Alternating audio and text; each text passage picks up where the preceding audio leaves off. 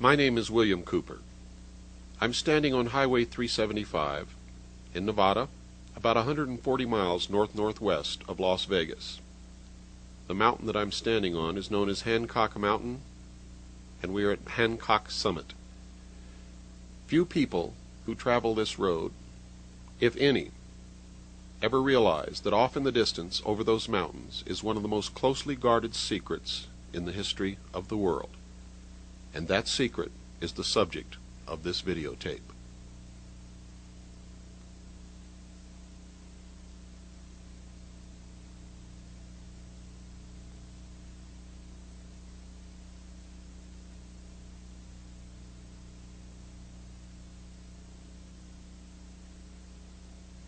We are standing now in the Tikaboo Valley at the foot of Hancock Summit.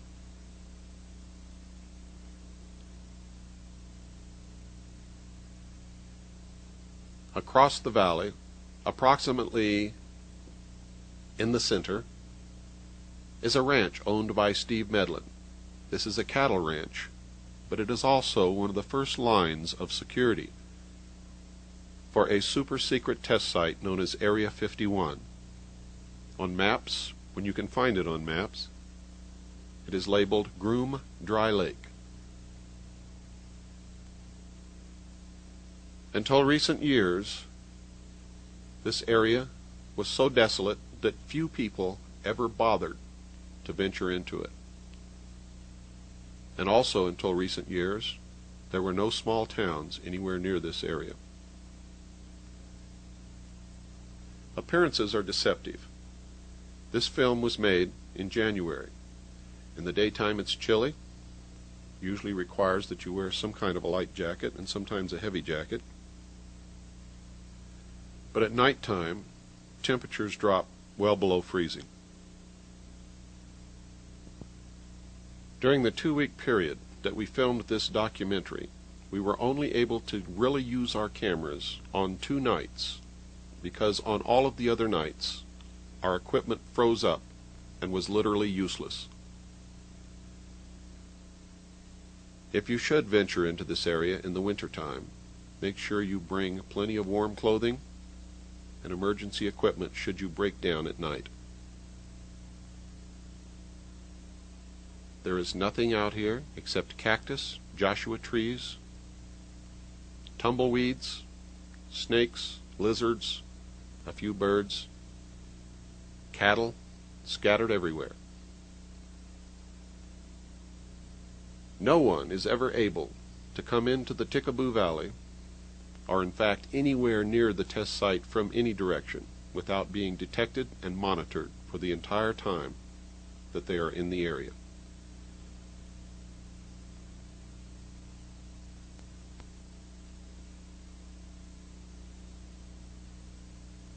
Security is scattered throughout the valley. They belong to a corporation called Wackenhut Corporation and work at the test site on a contract basis. They can usually be found driving 4-wheel drive vehicles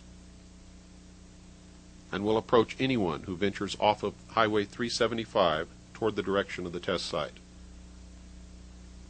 Another one of the observation posts in the valley is located on top of this snow-capped mountain.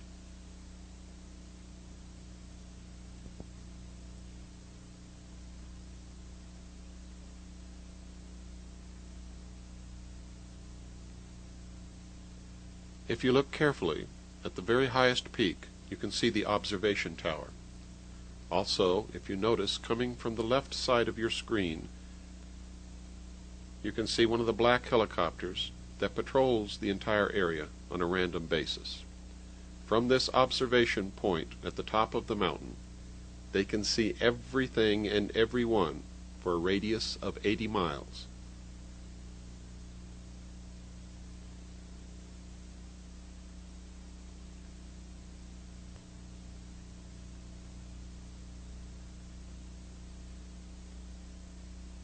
Panning out from the Steve Medlin Ranch, you will notice that we are standing at the junction of the dirt road that goes into the test site and Highway 375.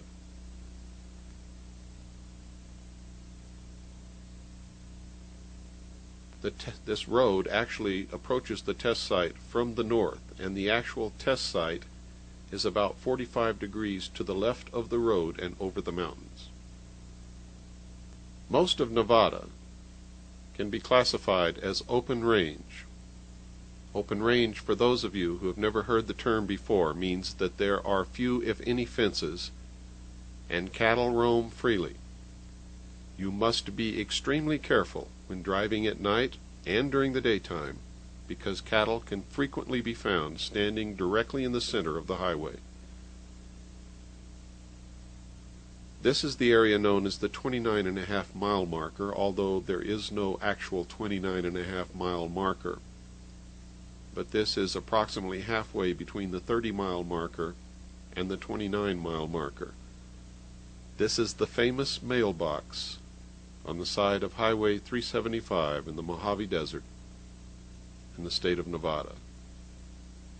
From this point, tens of thousands of people have watched strange craft fly in the sky over Area 51. This is the small town of Rachel. It hasn't been here for very long. Most of the people who live here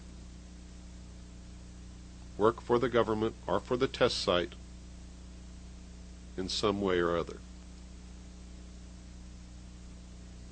The entire town is made up of mobile homes, RVs, and camping trailers, and there are really only about 2 or 3 permanent buildings.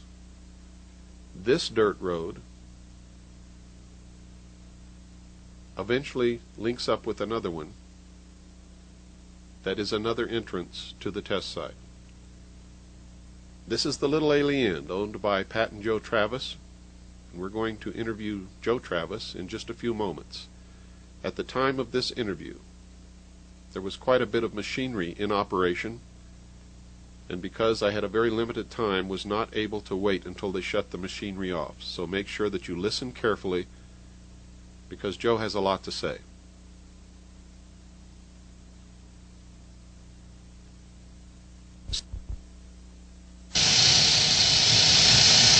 We've been here going on 4 years, be 4 years in August, and it's been an experience.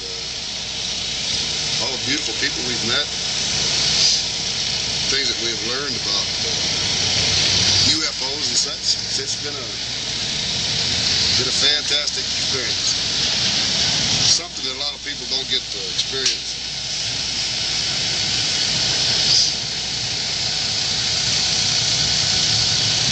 You have a bar and a restaurant? We have a bar, restaurant, we have rooms available. How many rooms, Joe? We have 8 rooms. There's, let's see, 1, 2, 3, 4. 4 of the rooms have 2 beds in them.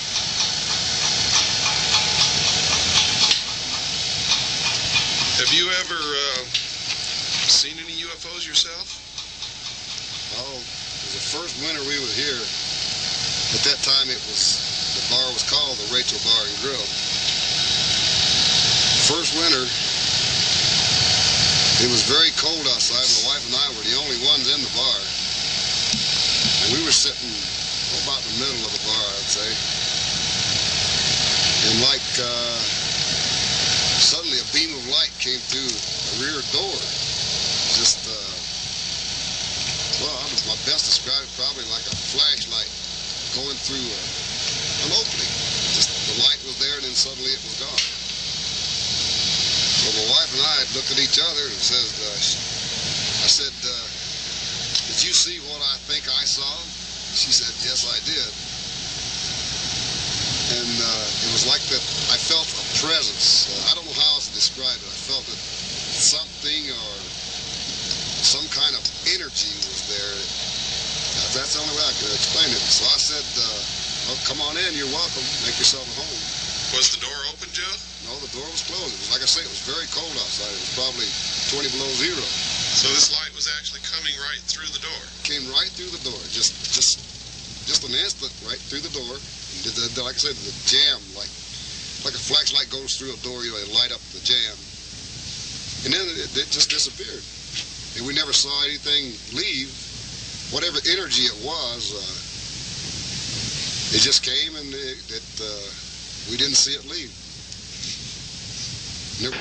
Do you think there's really some UFO type craft out here in the test site, Joe? Oh, there's no doubt about it. In my mind, there's too many people have reported it, and too many people have seen them, and too many people have photographs. So it's just not, it's not someone's imagination. There is something definitely out there. That's my opinion, of course. You know.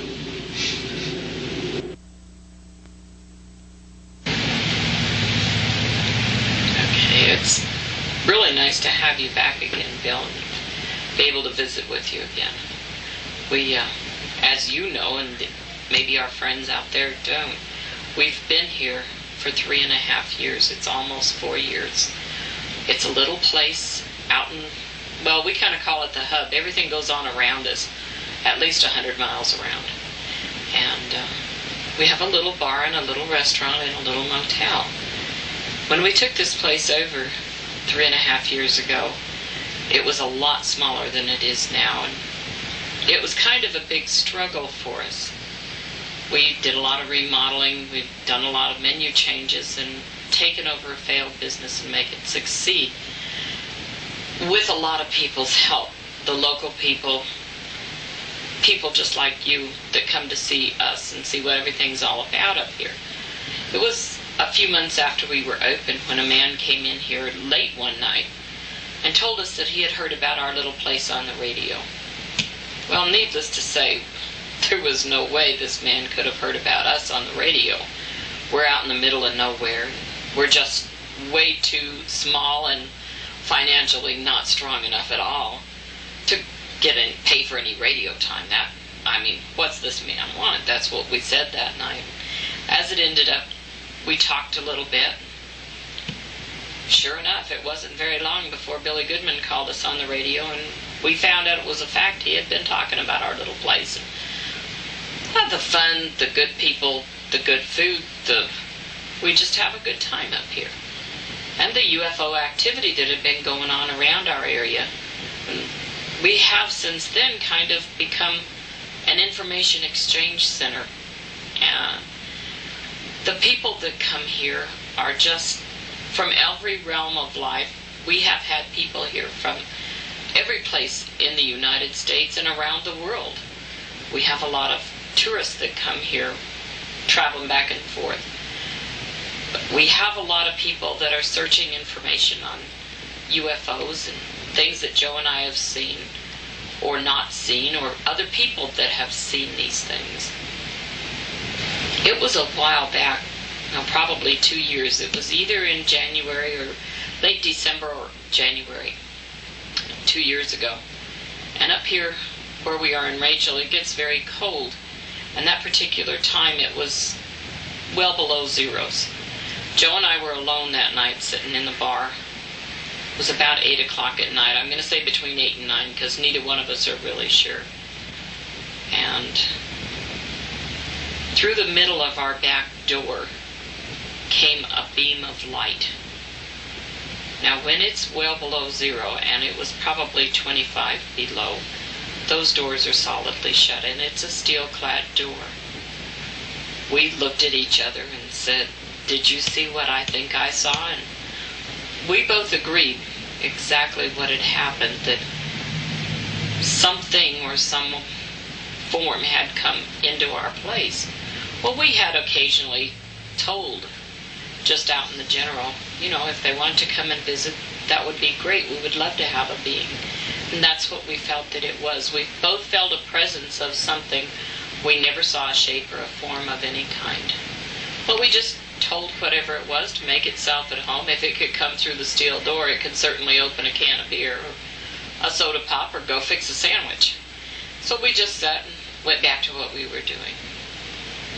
I hear a rumble off in the distance. What is that, Joe? Those are airplanes. The fighter range is just over there a ways. They're having an exercise right now, training exercise. we get an air show just practically every day. You know, we can see the dog fights and watch them drop their magnesium flares. It's just an experience living here. As a matter of fact, I came from Michigan in 1979 to Las Vegas, and I always tell everyone, if you wear out a pair of shoes in Nevada, well, you'll always live in Nevada. You'll always be back. You might leave, but you'll come back. I think a lot of people scoff and laugh and ridicule people that are interested in UFOs. And I think before anyone forms an opinion, one way or the other, that they should take the time to do a little research on their own. Do a little reading, because there is just a mountain of information that's available if anyone is interested enough to inquire. That's a sonic boom. They break the sound barrier, and they shake us pretty good here sometimes. I noticed that the other day. There was about 3 right in a row, and it sounded like all these trailers were going to come crashing down. Sometimes you really think they are. You know, Rachel impresses me as the kind of little town that if you had a bunch of these trucks pull up and hook up to these trailers, it could literally disappear overnight. Well, I suppose that could happen, but it couldn't happen without the people's permission, I assure you. I have seen lights in the distance where they're not supposed to be, and you see the test site is just right here, and I've seen lights. No airplanes are allowed to fly over there, not even the military, and I have seen lights over there that I can't account for.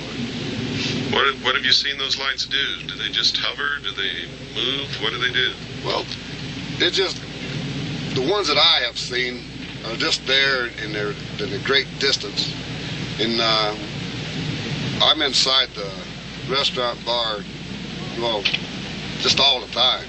I don't really have a lot of time to look, but there has been like stars that we have noticed to be there one night, and they won't be there for a week, and then they'll be back again in all directions, and they'll move from place to place. My wife saw, well, my wife was telling this one lady about the stars that we see that move, and she was skeptical, you know. But they spent the night in our motel, and we had closed up, and we were on the way to our room, and my wife walked to the end of the people that she was talking to were getting some stuff out of a U-Haul truck. So the wife said hi, and we started chatting, and the wife walked over to the end of the building and said, here, I can't remember the lady's name. So here's the star. She was talking to the other lady, said, there's that star I was telling you about that moves. So the lady walked over and looked, and just like someone turned on a light bulb, it disappeared. She said, oh my God, it vanished. And that's what happened. It just, it was there, and then it wasn't. Did you believe in UFOs before you came up here, Joe? Well, I've always felt that I've kept an open mind about it, because anyone that can have the knowledge that there are trillions of stars in our galaxy alone, and each star is a sun. Well, I mean, that's mind-boggling. And if you think about that as our solar system is a star, our sun, well, it would be naive, even conceited to think that our planet is the only one of all these solar systems that support an Earth-type planet. Thank you, Joe. You're welcome. Last summer, there was quite a little difference. There was an object in the sky that Joe and I had watched quite a few nights when we went home, and it would change, and yet it would still be the same object. It would change positions, directions. I went to show a couple that had been here, particularly, her name was Susan, where their room was going to be, and said to her about the object in the sky. I said, it's going to get brighter, it's going to lower, and it's just going to be different. She said, that's Venus. I said, no, Venus is up there, and I showed her where it was, just a little bit further up from this object. And it was about 10 minutes after 10 that night when Joe and I got to go home.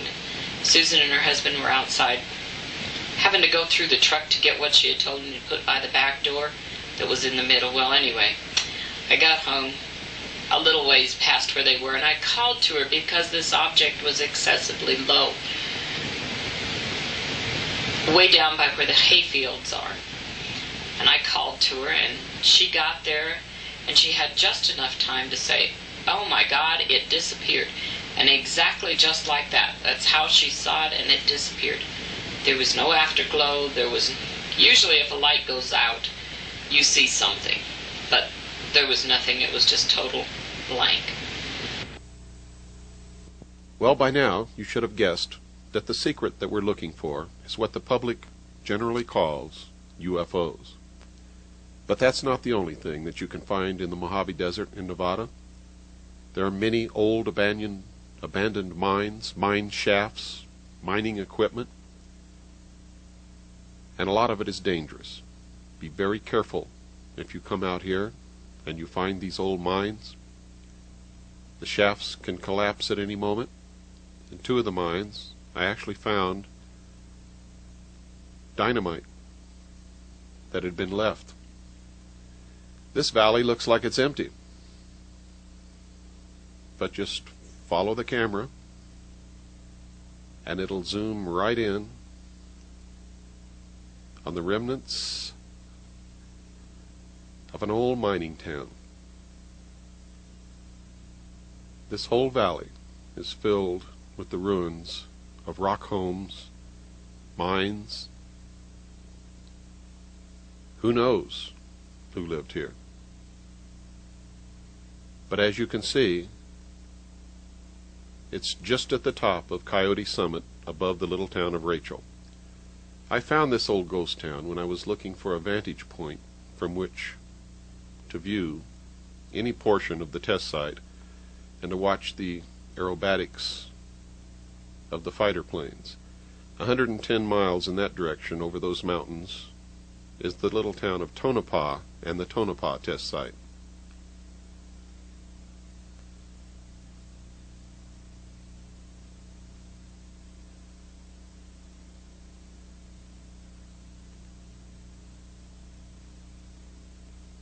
I found the ruins of this old mining town so interesting that I almost forgot my original purpose, but I'll show you just some of what I found.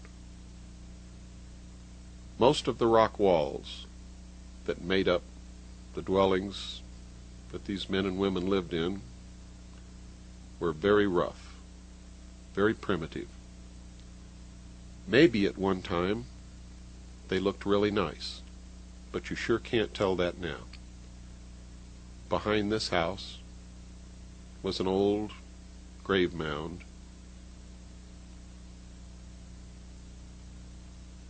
The marker long since gone. No way to tell who was buried under that pile of rocks.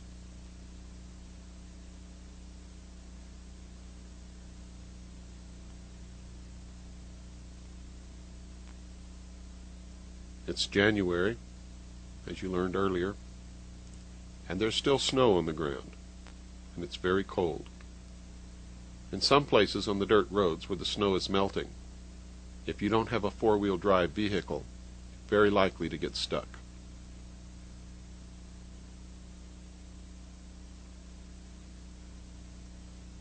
This is the only building in this little valley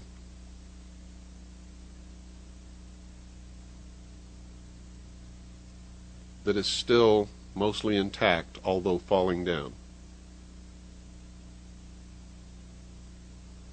This was the best rock wall.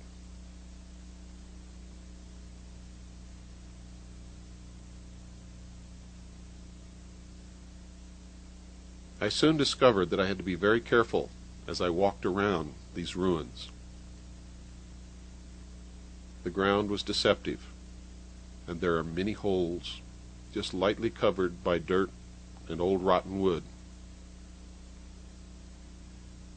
And this is one of them.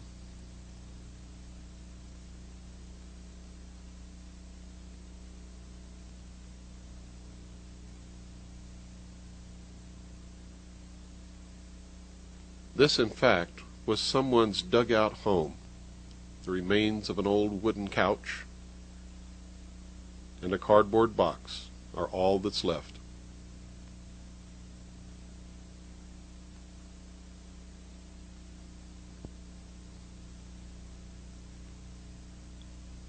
This spot was extremely dangerous. You can see that there are mine shafts under the ground, covered by rotting wood and dirt, and all one has to do to disappear forever is just step in the wrong spot.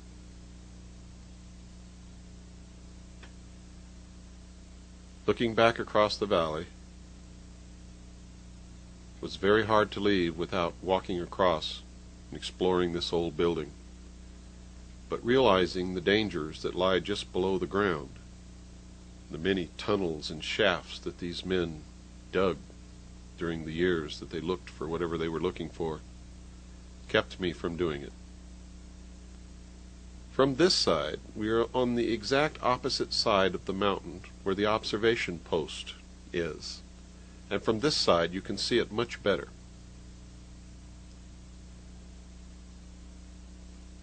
You can very clearly see the observation tower at the top of the peak. And now it's time to go down and wait for sunset at the 29.5-mile marker and see what we can film over the top of the test site.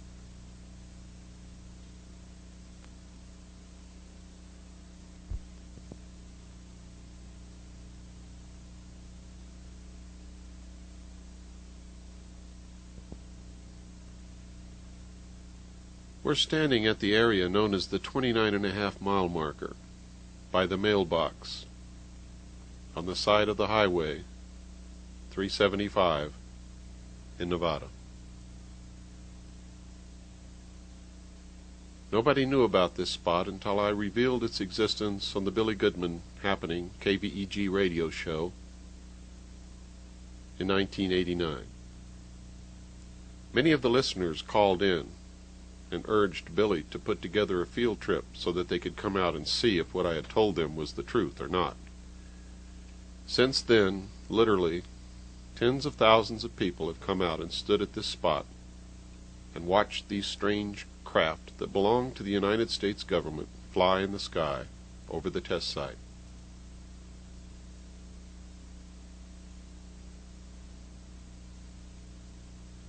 We're panning the camera in 360 degrees so that you can see what it looks like just after sunset in the desert. There is nothing and no one anywhere near on this cold January night. Most of what you're going to see that we filmed during this 2-week period was shot from this location, and some of it was filmed from a spot right on the boundary of the test site, as close as we could possibly get. The tape over the mailbox covers holes that somebody put there with a firearm of some type.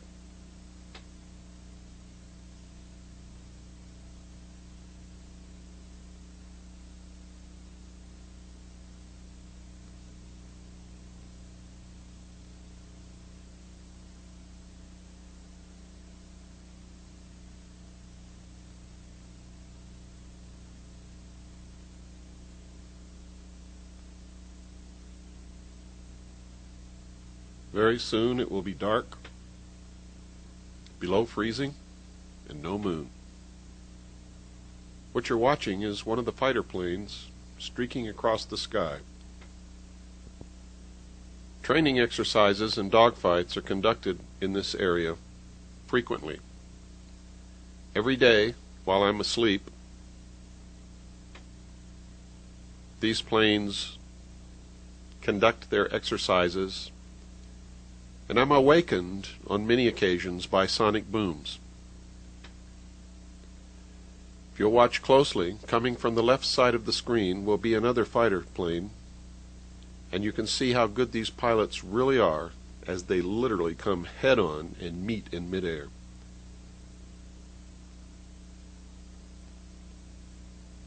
That's too close for my comfort.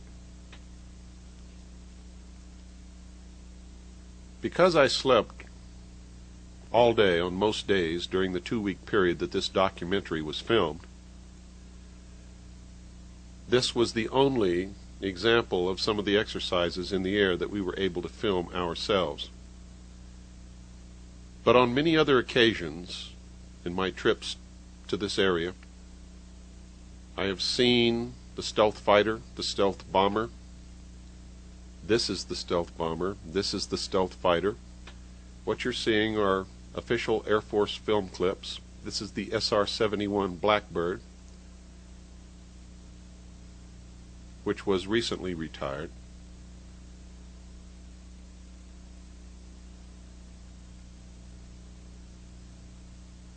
This is the B-1 bomber. I have seen the B-1 bomber literally flying approximately 100 feet above the ground across the Tikaboo Valley. I have seen the stealth fighter, the B-2 bomber, several MiGs, all kinds of the latest fighter aircraft. And you can see all of these things too if you venture out into this area of Nevada.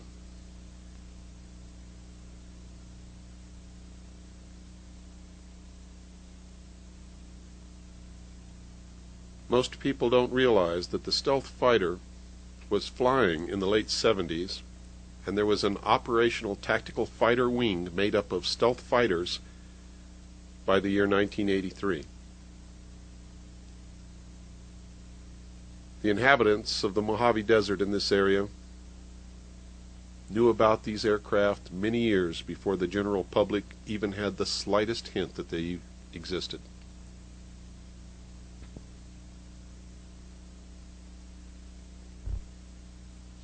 Hi, my name is Ron Wilkin. I'm from Reno, Nevada. I worked in a casino as a bartender. I came down this way. I was introduced to Bill Cooper's material from a friend of mine, and we had some videotapes that we had looked at and became curious, and decided that during my trip to Arkansas, I came down this way and invited a friend along. Got the directions from one of Bill's videos, so I went and bought a world atlas which showed exactly where Groom Lake was, along with all of the highways. And when did you arrive? Monday, I believe it was the 27th. Okay, and got here that evening. We went and got our rooms, and then we came back, and then shortly after we saw a spacecraft. I have a spotting scope. It's a 1,000mm spotting scope. And, set it up, and got a good sighting of a spacecraft. A mailbox that's known as the 29.5 mile marker. Who else was there? A friend of mine, Mike Podesta, and Bill Cooper.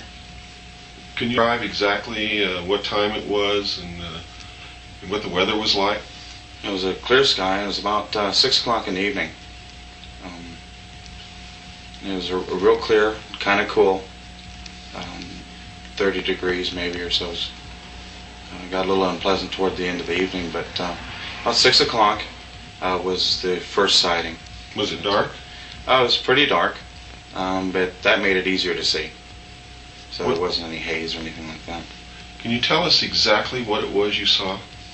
Describe what it looked like. Okay, what it looked like from what I could see was a circular object. At least from what I could see, it was circular. There was circular lights, almost moving in a circular motion. Through the scope the first time I had a smaller lens, and I could see that it was moving in a very strange direction, so I changed lenses and got a much bigger lens, which gave me a real good view. And I could see that the object was flying sideways. It would hover, it would go upside down more than once, it would reverse directions, go upside down in the opposite direction. So it did all kinds of things that I'd never seen before. What kind of lights? Did the craft itself have lights on it, or did it glow? Not on the top part of the surface. It seemed like it was the underneath that did the glowing. The circular lights were really obvious. It was kind of like they were on the edge of the bottom of the aircraft. Mm-hmm. Very unusual, and it was very easy to see even from a distance with a naked eye. But when you view through a scope, you get a real clear shot. Did you see any other activity around the area? Any other aircraft or helicopters or anything that you could recognize and compare with what you saw? Oh yeah, there was some helicopters, and you could see, because usually helicopters have like a red light on top and a white light on the bottom, and it flies more or less in a straight line at times. And while this spacecraft was flying, there was some helicopters that were nearby, and then there was security kind of below the area where it was flying. Later on toward the evening, there was some jets and things like that. They were doing some testing, so you got a chance to kind of compare, versus an airplane or jet, a helicopter, anything else. This was completely different.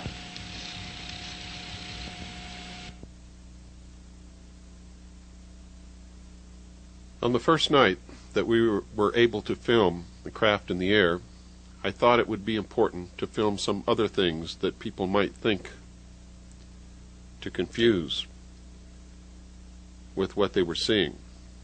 What you first saw was the brightest star in the sky that night, Sirius. What you're looking at now are the headlights of one of the security vehicles approximately 8 miles distant from us. You can see the top of the mountain range in the background.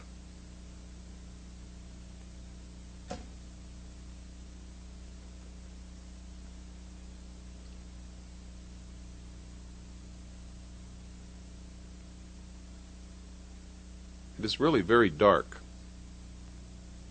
and that is what most people would commonly call a UFO.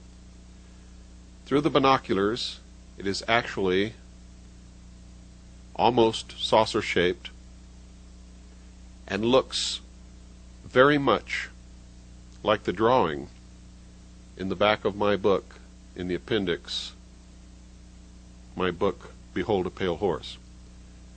This vehicle is moving at an unbelievable speed. It is 20 miles away from us, and the entire craft glows. Now, let me make that very clear to you. The entire craft glows and pulsates with light. What you're looking at is not an airplane. It is not a rocket. It is not a balloon.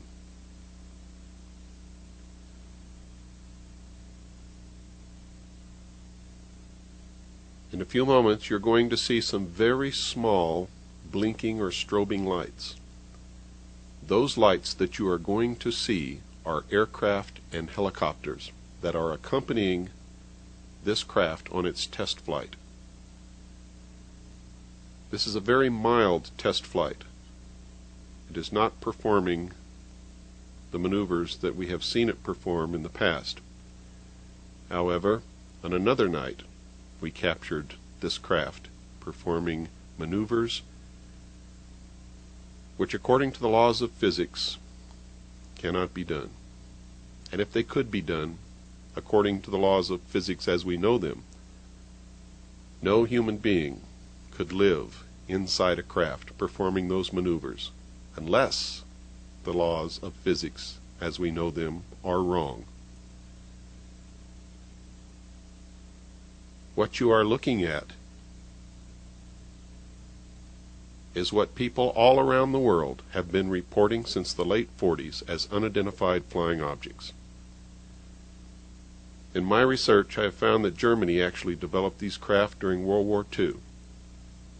Notice just to the right of the craft, you can see helicopters and airplanes, one of them approaching the craft. That large flash that you saw in the background below the mountains was an explosion of some kind that went off in the distance. Remember, this is a military test site. They practice bombing runs. They do all kinds of things out here. They even detonate atomic bombs.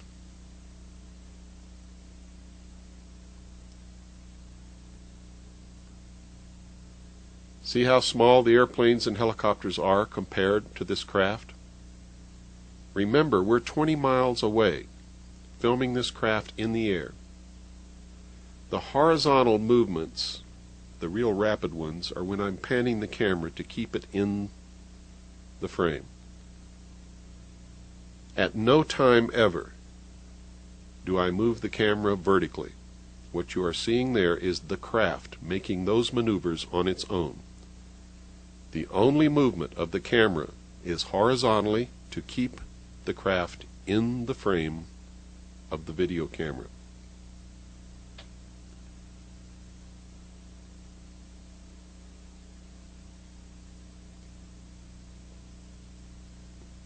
Now the craft did not disappear just then. There you can see it.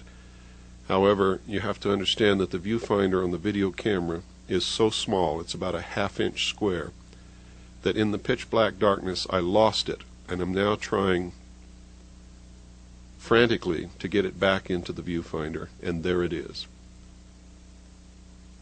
This craft is huge. The entire skin of the craft glows like a light bulb. And it has now completed its test flight. It is going back into the test site at Groom Dry Lake, Area 51. It is not descending into the area known as S4. Don't pay any attention to all the baloney you've heard about that. Well, you saw the brightest star in the sky, Sirius. You also saw the headlights of the security vehicles. These are flares off in the distance. You can always tell flares because they leave smoke trails in the sky. Those of us who served in Vietnam are very familiar with flares. The small strobing white lights that you see diving down toward the flares are aircraft making practice bomb runs approximately 20 miles from our location. We could actually hear the muffled explosions all the distance.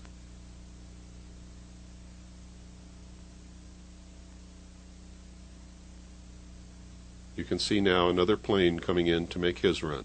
My name is Mike Podesta.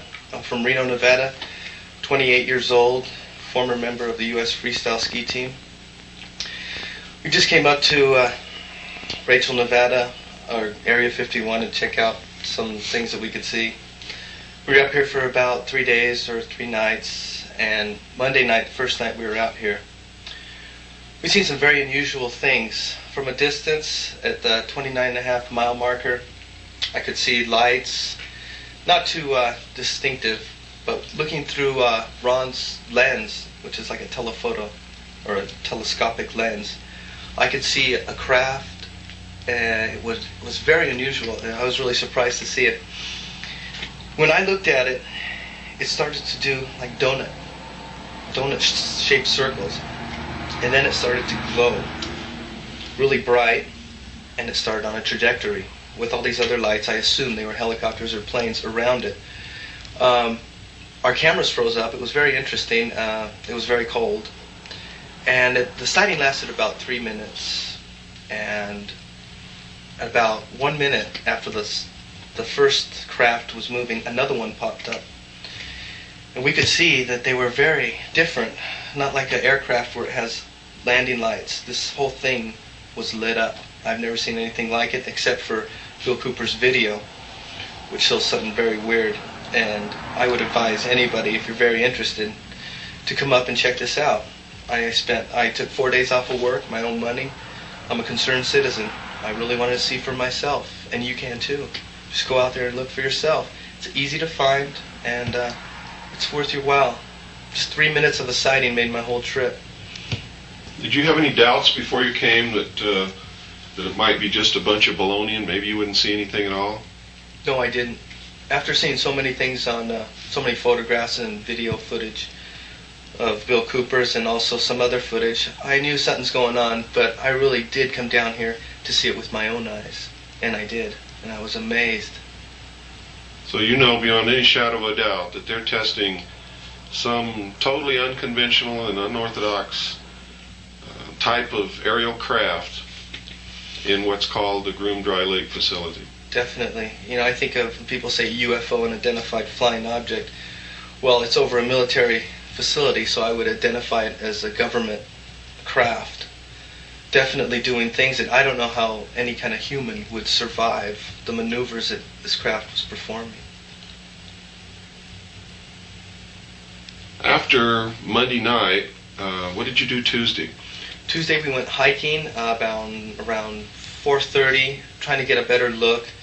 It got dark, we came back. There was a sheriff out there. He was kind of harassing us a little bit, not necessarily myself, but Bill Cooper. And we didn't see much Tuesday night. Wednesday night we went up there, we went in about 11 miles closer, and there was security watching us for about 8 hours. These other guys, they went up and tried to get some photos of the Area 51 Groom Lake, and they did. And we didn't see much, a little bit here and there, not as clear as Monday night, but Monday night was my night. But at one point, I did see something last night. We were all looking at it. And it was traveling like this, and it zipped back the other way and traveled. I don't know if an airplane can do a circle so fast, but it looked like it stopped, reversed, and it did it a couple times. We've seen some helicopters, low-flying helicopters, very interesting. We're watching this helicopter flying very low, and it goes just behind a little mountain, and it just seemed to disappear. We didn't know if it landed or we never seen it again. And that wasn't very far from us, was it? That was about 2 miles from us, I'd say. It's not only cold in the desert, but it's very lonely. I usually take my shortwave radio and listen to Radio Free America whenever it's possible. What you're seeing off in the distance are flares. These are not the UFO type craft. These are not the saucer or disc-shaped craft that people call UFOs. These are flares. Again, if you look closely, you can see the smoke trail above the flares. Remember, you've seen the brightest star in the sky, you've seen headlights, you've seen flares. Later in this video, you'll see the brightest planet, in fact the only planet we could find in the sky on these dark nights that we were there, moonless, freezing cold, the planet Jupiter.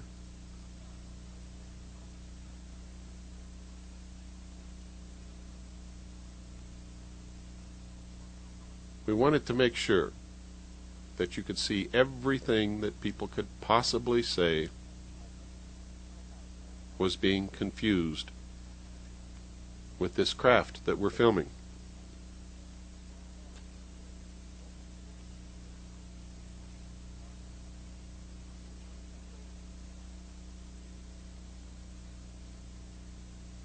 This is the planet Jupiter. If you look very closely, you can see 2 of the moons. We were able to see the moons very clearly through the lens.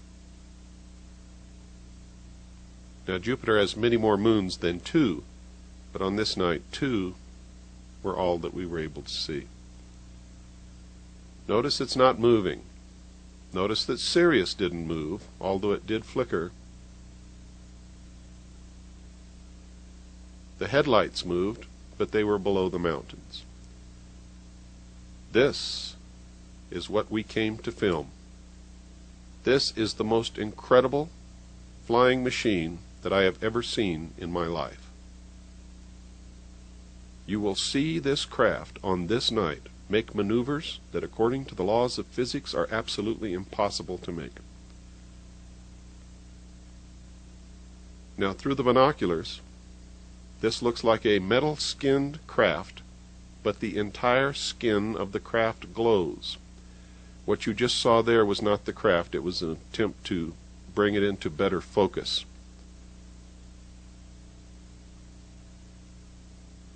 When you see extremely rapid horizontal movements like that, it is us moving the camera to keep it in the frame. We never move the camera vertically, never. You just saw the craft do something that we've witnessed on many occasions. It literally disappears from the sky.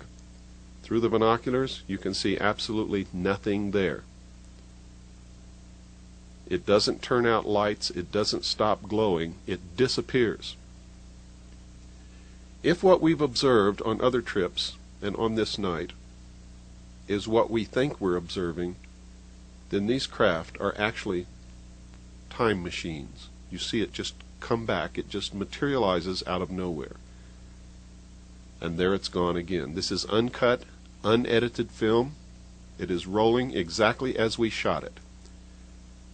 Now that's us moving to keep the craft in the frame. Remember, we never move the camera vertically.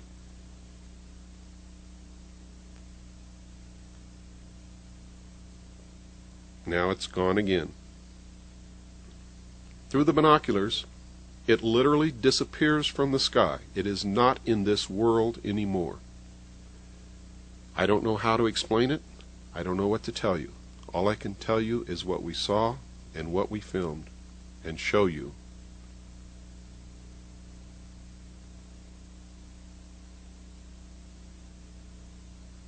These maneuvers by these craft have been reported by people all over the world, from every walk of life, from every station,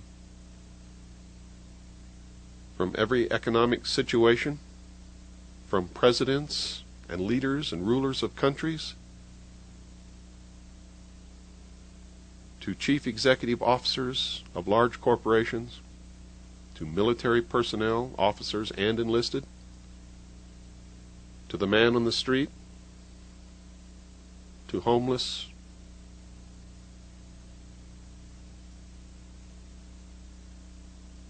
primitive tribesmen who have never read a UFO book and have never heard of UFOs have reported these craft. You just saw it disappear. You just saw it blink back on and disappear again. We have no way of knowing where it goes. We cannot explain this. But we can tell you, beyond any shadow of a doubt, that these craft belong to the United States government and are flown from a super-secret test site owned and operated by the United States government, which the government denies exists. You will also see that test site in this video, filmed for the first time from a mountain overlooking the area. This is the only film of its kind ever taken. This is a historic video. This is a historic film. Not just this section of the film, but the one that you saw previously and the film that you are going to see later in this videotape.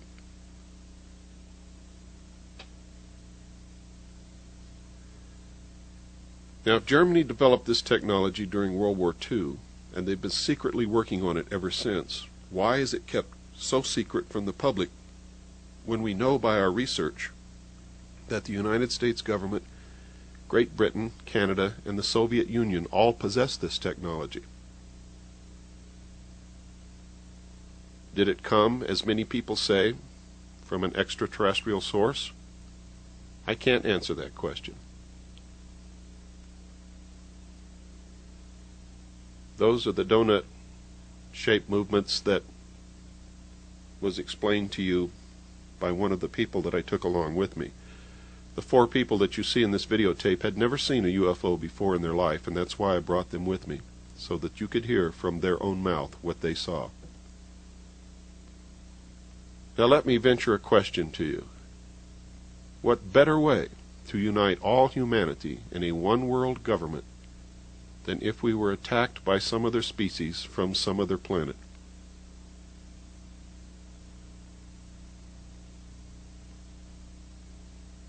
Does this some other species really exist? Or is this technology being used to make us believe that they exist in order to break down the sovereignty of nations and bring all of the people of the world together under one world government? That's a lot to think about, and I'm not going to take it any farther than that. At least, not in this video.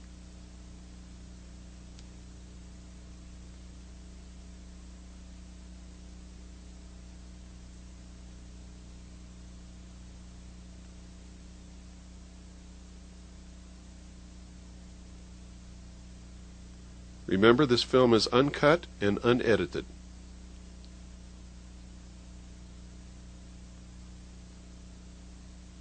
And this is the longest test flight that I have ever witnessed this craft perform. We were also extremely lucky to be able to get this footage because me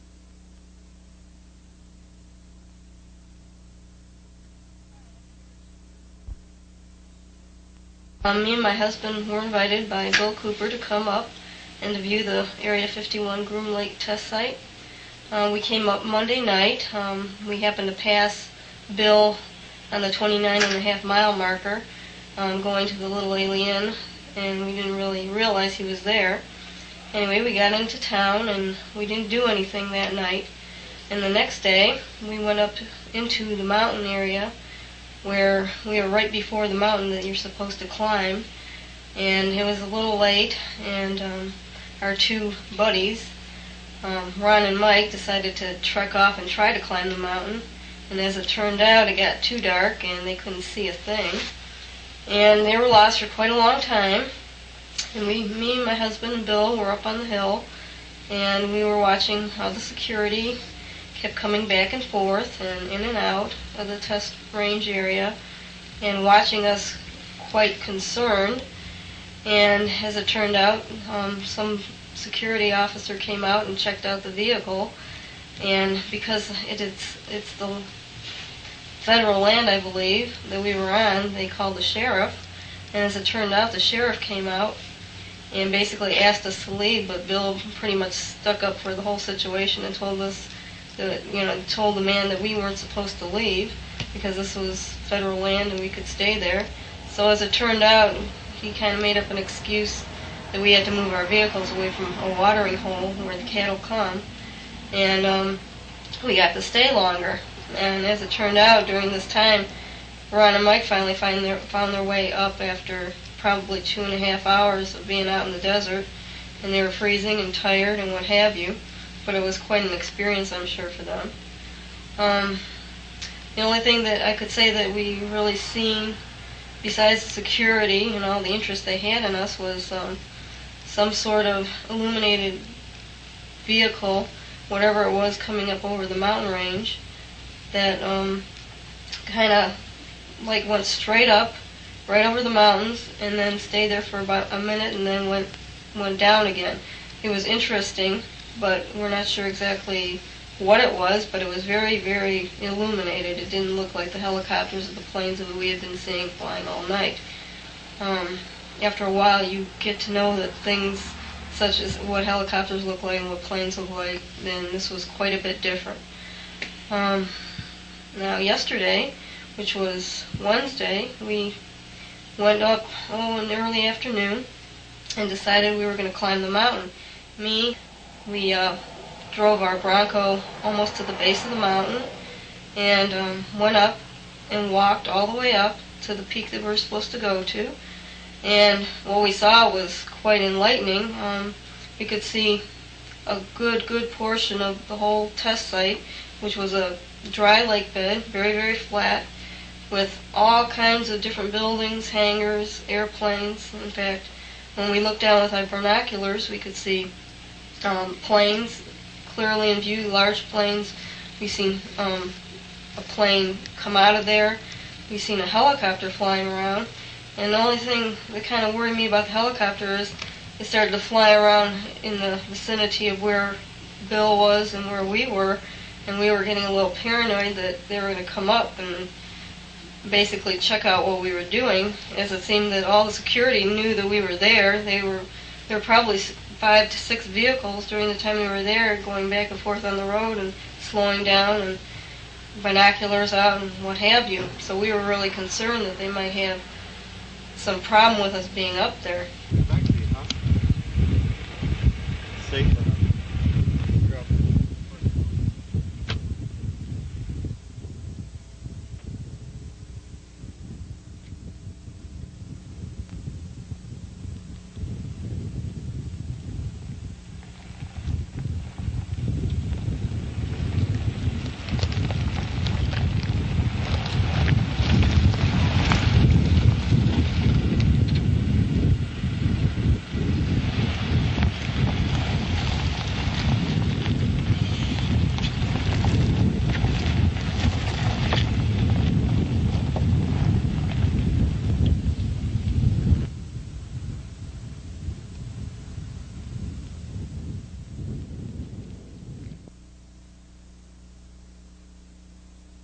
Well, there they go, off into the desert.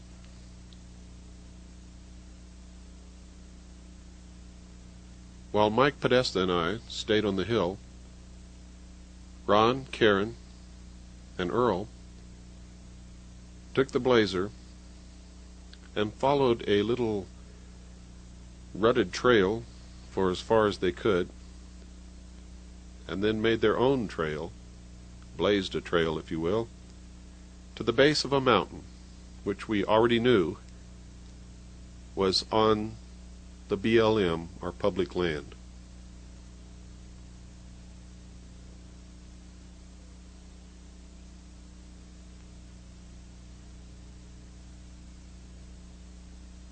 Right in the center of your screen, just over those rocks, is their four-wheel drive Blazer.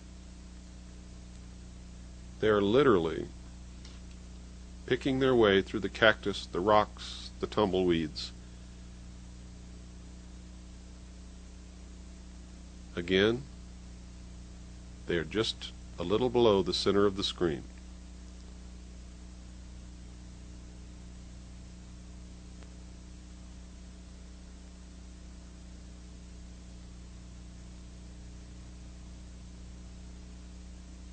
I do not recommend that anyone who watches this videotape do what we have done. It is extremely dangerous.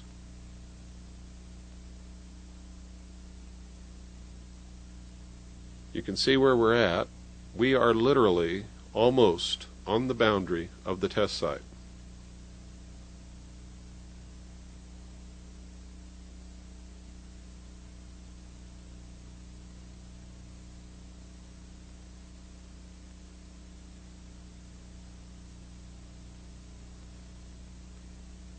Going to pan around so that you can get some idea of exactly where this section of the documentary was filmed. Down at the lower part of the screen you can see the water hole that the sheriff made us move our vehicles 1,000 yards away from in the middle of the night. We won the battle because he told us we had to leave the entire area. You see the road that's going up to the base of the mountain in the distance? That's the dirt road, and where it meets the mountain is Highway 375. We're approximately 12 miles from the highway at this point.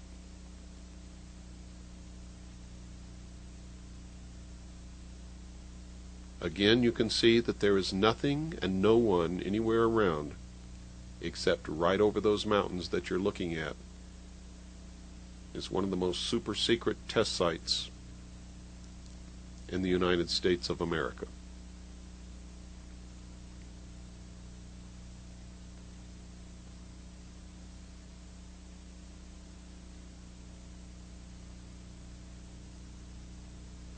There you can see them approximately in the center of the screen, beginning their climb up the mountain. It took them quite a while to reach the top.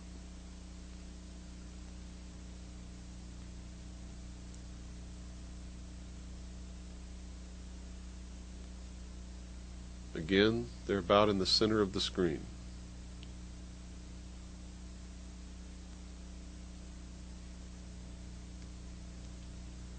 This is a 30-to-1 zoom lens, and the heat rising from the desert floor on this warm day, the only warm day that we encountered in the entire 2 weeks, distorts the image. When we hit the digital and go to 60-to-1, you'll see that the combination of the wind, and it was very, very windy, the wind buffeting the camera and the heat rising from the desert floor seriously deteriorates the camera image.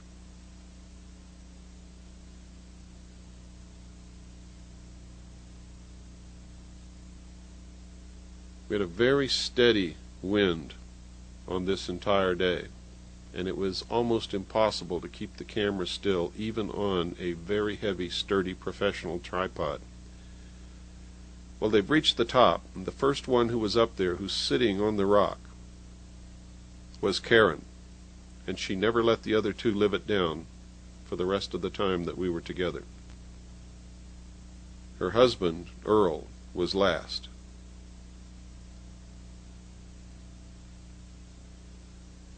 I don't envy him at all.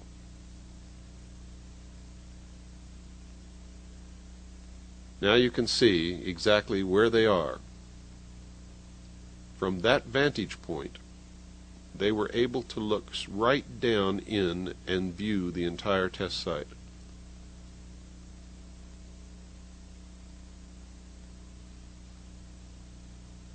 That's quite a long ways from my position on top of a small hill next to the dirt road that leads into the test site.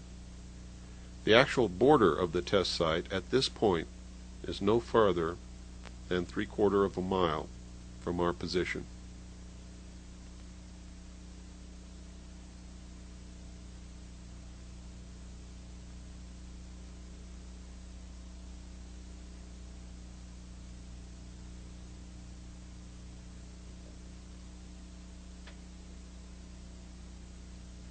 While they were up there, and while I was filming them, the black helicopter came out flying very low. They were actually looking down upon the helicopter from their position on top of the mountain. All of them were astonished when they saw the helicopter disappear. From my vantage point, I saw that it did not disappear. It actually flew into an opening in the mountain, which opened up before it as if by magic. I felt as if I were watching some science fiction film as this helicopter flew into the mountain, and then the doorway closed back upon it, and you could not even tell that it existed. What you're viewing are security vehicles who dogged us the entire time. We were never without our shadow the whole time we were out there. Shadow, of course, was the security personnel. These men work for Wackenhut Corporation. They're under contract to the test site. Most of them are ex-FBI, ex-law enforcement, or ex-intelligence operatives from the many branches of the intelligence community. They are all big in stature, menacing. They wear no identifying marks, patches, or insignia whatsoever, and will refuse to identify themselves when asked.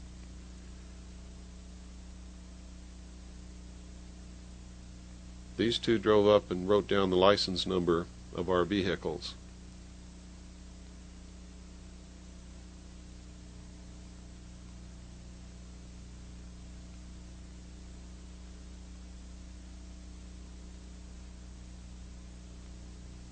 If you do anything wrong, the slightest thing, park your vehicle on a county road,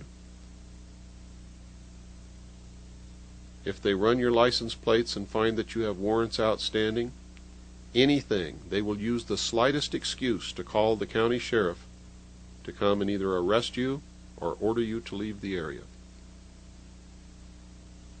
Your only weapon is to make sure that you do not do anything wrong, make sure you know the laws, make sure that you are on public property, BLM land at all times, and make sure you know what your rights are.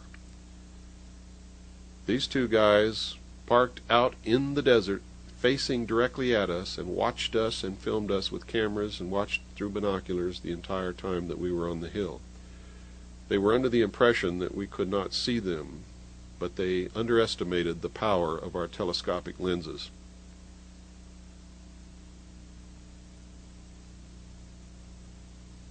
That will give you some idea of the security.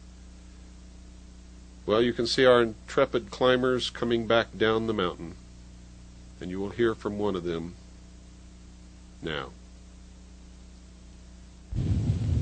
And we were getting a little paranoid that they were going to come up and basically check out what we were doing, as it seemed that all the security knew that we were there. There were probably 5 to 6 vehicles during the time we were there, going back and forth on the road and slowing down, and binoculars out and what have you. So we were really concerned that they might have some problem with us being up there. as it turned out, the helicopter just flew around for a couple minutes, and then I don't know where it went, but it just disappeared, and I don't know where it went because it didn't go behind any mountains. The mountains were too low, so I'm not too sure what happened to the helicopter, but it was an unusual experience to watch it. And we were very high, and we were way above it, so something happened to it, but don't ask me what. Anyway, we got quite a bit of, I took some shots with my camera, and Ron took shots with his camera. And I think the only thing we regret was we didn't have the proper equipment and possibly like sleeping bags and things like that, because I think we definitely would have stayed up there all night long, and I think we would have came out with some really good footage if we did. The thing is, it's a very high peak, and you have to basically dress for the occasion and take enough sleeping bags and food and what have you to keep your energy up. I definitely would recommend anybody who knows anything about this to come out and see what's going on, because I don't think you'll be disappointed if you spend 2 to 3 days here. I mean, just the fact that they are so concerned that you're out there is enough reason for me to believe that something goofy is really going on. I have no doubt in my mind that, they are flying some kind of very, very sophisticated craft. So, I'll be out here again probably in the next couple of months just to get some better footage with maybe a better camera or video recorder, and I'm going to try my best to get what I can. Well, that there definitely is something strange going out there with the government, and I think that if you have any interest in seeing any kind of flying saucer type vehicle, that this is probably the best place to come. If you stay a few days, you can probably see something. And just don't worry too much about the security. As long as you're on the right piece of property, I guess you're going to be all right. I think they try to intimidate you a lot, but it doesn't really bother me. I think just being out there in the desert and seeing all these unusual things is enough to make me feel that, well, I should take the time and do it and not worry about, what they think. I will be out again, so until next time. On one of the last nights of my stay, exactly on the boundary of the test site, I watched this craft come up and fly directly over my head. The camera was on a tripod and captured this film footage as I watched. I was so surprised by the actions of this craft, which made no noise whatsoever, that I couldn't even think to pick up the camera and turn it around and follow it across the Tickaboo Valley.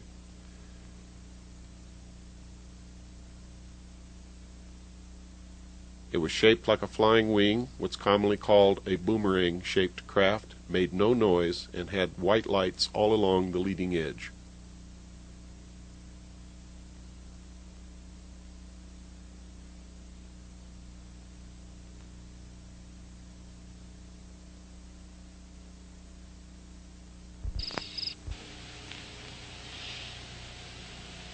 Hi, my name is Earl Shepard.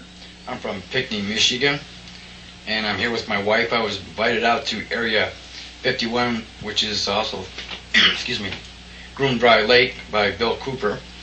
We came out here Monday. We didn't see anything Monday due to the fact that we were trying to catch up with Bill. But we came out Tuesday evening. It was about 8 o'clock. We were sitting up on a hill area, and we were sitting in the truck because it was very cold. And I looked out the window, and I seen a craft. I couldn't identify it or the outline of the craft, but it was very brilliant. It came up above the mountain range. It stopped in midair. It moved right slightly, and then went back down, and I didn't see it after that. But I was pretty excited because I don't know of any craft that can actually glow like that. I can understand lights, but these weren't normal lights.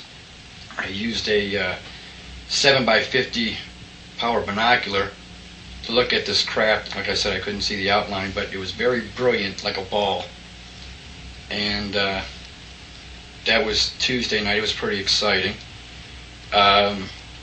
Also, Tuesday night we were intimidated by security, and also the county sheriff, which asked us to leave the mountain area in which we were trying to view unidentified craft, or government craft, if you will. That intimidation and harassment lasted 30-40 minutes, in which case the sheriff asked us to politely move our cars 1,000 feet away from a watering hole, which is, I guess, is mandated by the county or something, because we're too close, cows can't drink. But that was an interesting evening. We went Wednesday, Mike, Ron, Bill, myself, and my wife. Wednesday night, we seen something in the air. It was a craft that was not illuminated. It was metallic, and it moved in strange and erratic patterns that I can't describe of any aircraft, even known government aircraft such as our Air Force uses, or commercial aircraft that can move in this manner. The reason, or the way I spotted it, is I was looking through my binoculars and it kept like twinkling, but it was moving in an erratic pattern, such as it went up, then moved right, moved left, and it spun, and then it went down. And through my binoculars, the reason I spotted it is because I was out of focus and I made it look like a silver ball. And then when I focused in, I can see a very little faint light, and this light was moving in a horizontal and vertical pattern, in which there's no known aircraft that I'm aware of that can move. We also climbed the mountain. We went on top of the mountain. We looked down in Groom Dry Lake. We seen 4 military C-130 type aircraft. We seen jets, helicopters. We seen hangars. Lots of security out there. We also seen that they have 4 very large holding fuel tankers that are behind the hangar area. The area is very vast. It's very, very large. It's hard to visualize how big the area is, but just given in miles, I'd say it's like 4 or 5 miles wide. Looking through my binoculars, that's an estimate. While we were up there, also a helicopter came out between the mountains. We don't know where it came from. It came from behind the Groom Lake, or at the end of the Groom Lake area. It came out, it circled a couple times. It came towards us, about a mile away from us, and then it flew in. It flew low into a mountain range area and then disappeared. In fact, it was before the mountains. It didn't appear that it went into the Groom Lake area, but it disappeared and never came back up, and we were kind of scared because we were up on the mountains looking into the test site area. We had some pretty good view up there, and we also seen low flying aircraft doing maneuvers. Other than that, we really didn't see anything other than the aircraft that I described in the evening. If you're going to go out there, I would strongly advise taking some good winter warm clothing, a compass, some good flashlights. You need to set up some kind of signaling within your party so that you know what's going on, emergency signals, and take the proper equipment to be able to view and sight, because it gets very cold out there, and it can be lonely and boring out there in the desert, but make sure that no one goes off on their own, and that because it's so easy to get lost. And that's about it. If you go out, don't go out alone. Come down to area 29.5 mile area where the marker, where the mailbox is. Come and view for yourself. Like I said, take somebody with you. wear warm clothing, and stay a few nights. You might not see anything the first night or second night, but come down and see for yourself, as I have. I'm pretty amazed at what I've seen. Really amazing. I'm coming back. I hope you invite me back out here again, Mr. Cooper. This is a satellite photograph of the Groom Dry Lake area. The arrow is pointing to the runway, which is over 35,000 feet in length. You can see the facilities on the upper left quadrant of the screen. This is another historic piece of video footage. The first footage ever taken of the actual installation inside Groom Dry Lake from the top of the mountain, which you saw climbed earlier in this videotape. Here you're seeing an airplane land at the site. This is not one of the saucer-shaped craft. What you're looking at are the landing lights. You can see it very clearly through binoculars. The actual craft that we're talking about, the UFO saucer-shaped type craft, the entire thing glows. The entire flying machine glows like a light bulb. Now it's landed on the runway and it's taxiing up to the facilities. The Army, Navy, and Air Force, and the Marines, and the United States government have denied the existence of this test site for years. However, there have been many slips and leaks. These are two of the expedition that produced this film. The actual video footage was shot by Mr. Charles Wren of Millennium Productions in Los Angeles.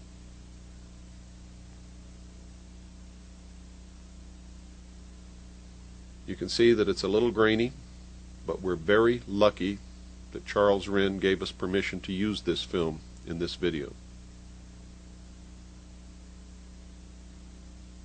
And I might remind you that beggars can't be choosers.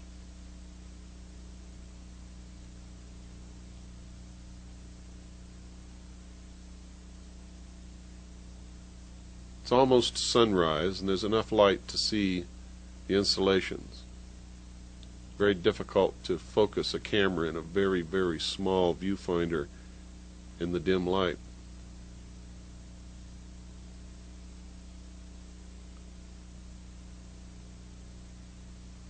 That's the road down there that comes from the base of Hancock Summit, Highway 375, all the way into the test site. It's one of our expedition members sleeping on the job. Another one with his binoculars standing lookout.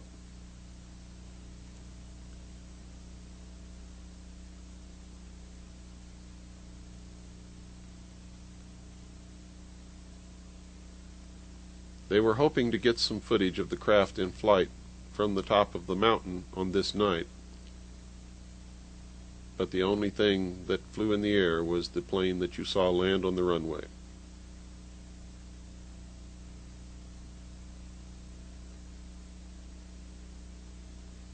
It's hard to make so many trips out here to the test site without falling in love with the desert. I've come to realize that the desert is one of the most beautiful, fascinating, geographic landscapes that there is.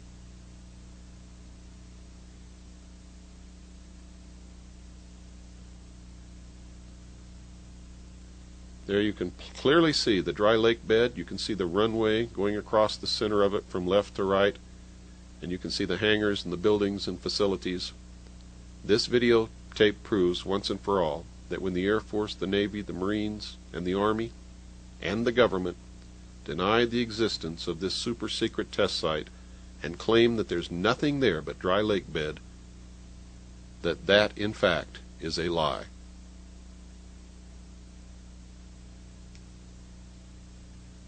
The man on the right is Gary Schultz. Later you're going to see a photograph that he took of this craft in the air.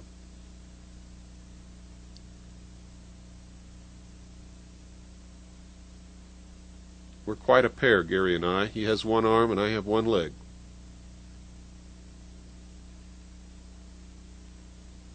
One more sweep of the horizon. One more peek at the test site. You can clearly see the dirt road that goes into the test site down below the mountain.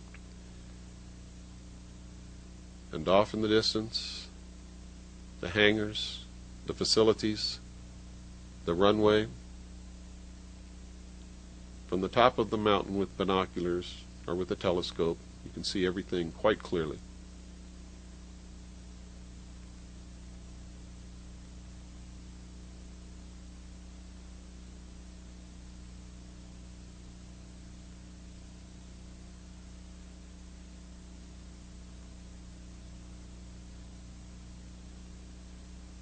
This is some type of construction that has marred the landscape and appears to have entrances which go underground. We were unable to identify the exact nature or purpose of that installation.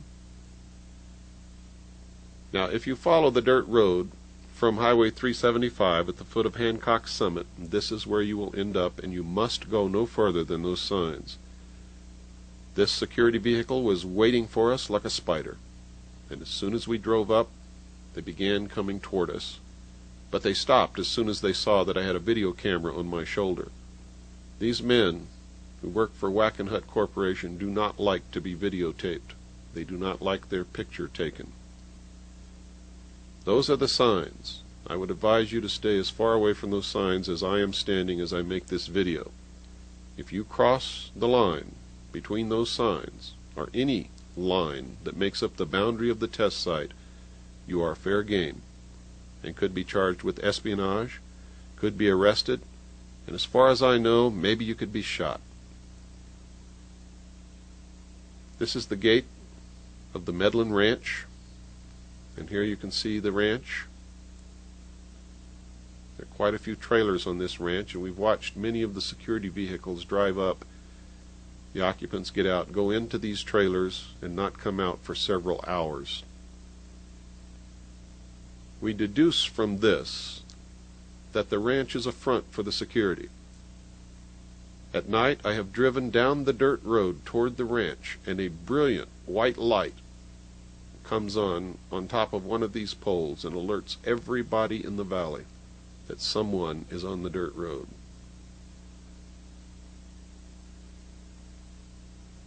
As I said in the beginning of this film, you cannot come anywhere near this test site without coming under the surveillance of someone for the entire time that you are here. This is the bus that takes workers to and from the test site, and contrary to what you may have heard and what some hysterical storytellers have said, you can clearly see that the bus windows are not blacked out. These men who work in this test site and the women who work in the test site know exactly where they work, and there is no need to black out the bus windows. Also, while you're out here, be careful, because all of these vehicles drive very fast down these dirt roads. And that's one of the reasons why, so the dust cloud doesn't catch up with them. Many people have asked me, after they saw Project RedLight, the first film, if we had photographed any of these craft in the daytime. Well, here's your answer. I can't tell you what it is. I can't tell you what it's doing. I can't tell you how it's making that trail in the sky. All I can tell you is that it is brilliantly lit, just like the craft that flies at night. It is huge. It's approximately 20 miles away. This particular craft is moving very slowly, however.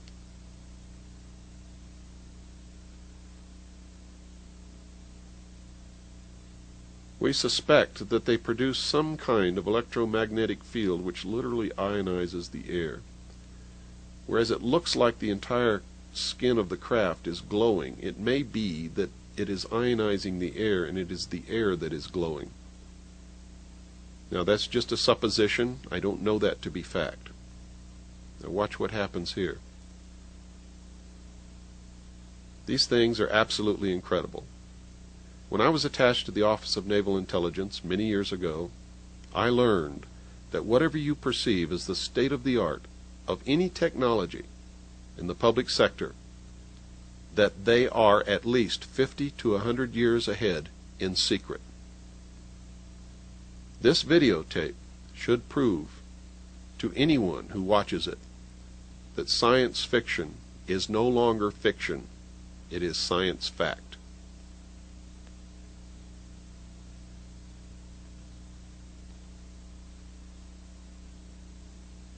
If this technology were available to the public sector, your guess would be as good as mine. This is one of the black helicopters that dogged us while we were making these video films.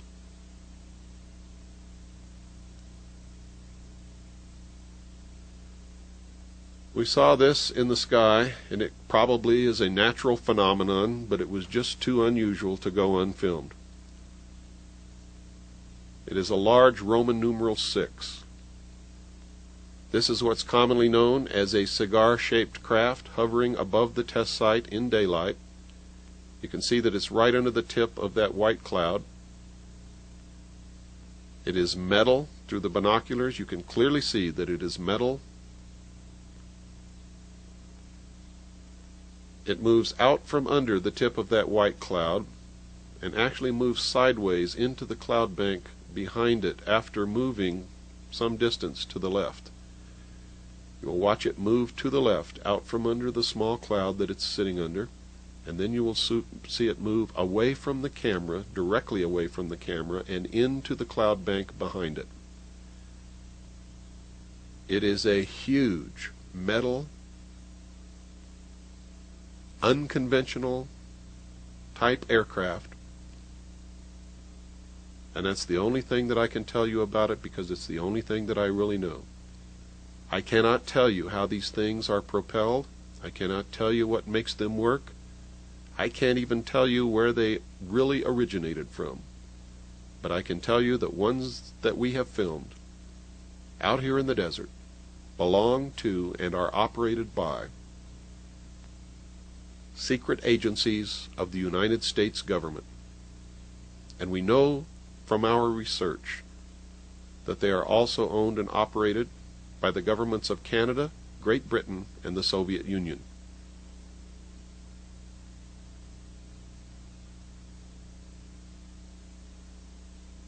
What better way to unite all humanity in a one-world government than if we were attacked by some other species from some other planet?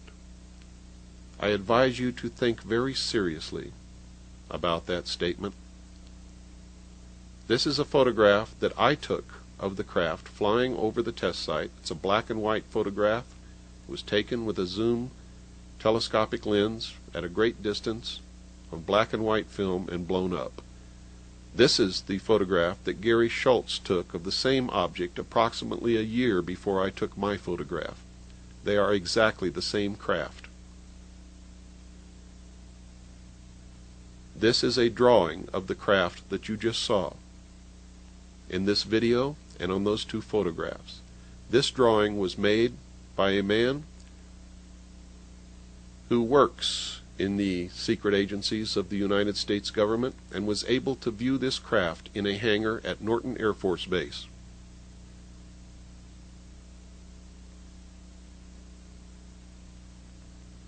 This drawing and one of the two photographs you just saw are included in the appendix of my book, Behold a Pale Horse.